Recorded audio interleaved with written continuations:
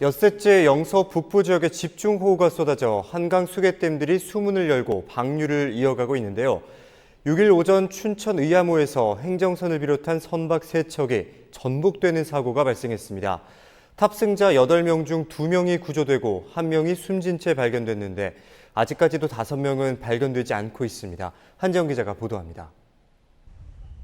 의암댐에서 선박이 뒤집히는 사고가 발생한 건 6일 오전 11시 30분쯤입니다.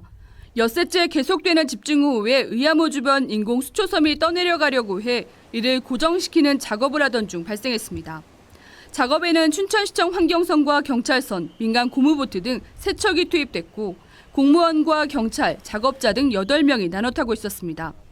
하지만 작업 도중 선박들이 부딪혀 전복되고 집중호우로 수위 조절을 위해 방류 중이던 높이 14m의 의암댐 수문으로 빨려 들어가 하류로 휩쓸려 내려갔습니다. 다행히 1명은 극적으로 탈출했고 실종됐던 7명 중 1명도 사고 지점에서 13km 정도 떨어진 곳에서 무사히 구조됐습니다.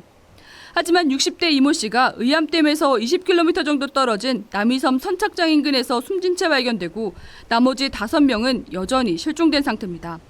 경찰과 소방당국은 이날 오후 비가 그침과 동시에 7대의 헬기와 드론 2대, 800여 명의 인원을 동원해 수색 작업을 벌이고 있습니다. 또 춘천시 남면 경강고 인근에 긴급 구조 통제단을 설치하고 실종된 5명에 대한 수색 작업을 이어가기로 했습니다. 강원소방과 경기소방은 경강대교를 기준으로 남이섬과 청평댐 주위로 수색을 하고 있습니다. 그리고 경찰에서는 1팀과 2팀으로 구분을 해서 강천대교와 현위치 또 현위치에서 같은 방향으로 수변 검색을 하고 있습니다. 진영 행정안전부 장관도 사고 현장을 찾아 유족을 위로하고 구조 상황을 점검했습니다. 또 신속한 수색과 수습을 위해 가능한 모든 노력을 기울이도록 당부했습니다. 날씨나 저게 좋으니까 어두워지기 전에 빨리 최선을 다하겠습니다. 인명 구조에 최선을 다해야 될 것 같고요. 좀 신속하게 구조를 하되 구조대원 안전을 잘 챙겨서 하시죠.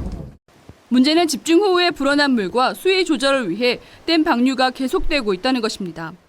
엿새째 이어진 집중호우에 소양감댐도 3년 만에 방류를 하고 의암댐도 초당 10,000톤가량의 물을 하류로 흘려보내면서 수색은 더욱 난항을 겪고 있습니다. 이 밖에도 영서 북부 지역에 최대 700mm가 넘는 폭우가 쏟아지고 댐 방류가 계속돼 안전사고의 위험이 높은 상황에서도 이 같은 작업이 이루어진 것에 대해 행정당국의 안전조치 부실에 대한 논란이 일고 있습니다. 저희들이 이제 홍수 예보가 있었을 때 그런 부분에 대해서 사전 조치를 취해달라고 다 각 부서별로 협의를 다 했던 상태입니다. 사실 이제 업체 측에서 본다라고 하면 유실이 되게 되면 많은 손실을 볼 수 있지 않습니까? 저희들이 한 16억 예산을 들여서 하는 사업입니다. 이제 그러다 보니까 이제 관리하는 측면에서 관리하는 과정 속에서 이런 문제가 발생한 것으로 보입니다. 헬로티비 뉴스 한지영입니다.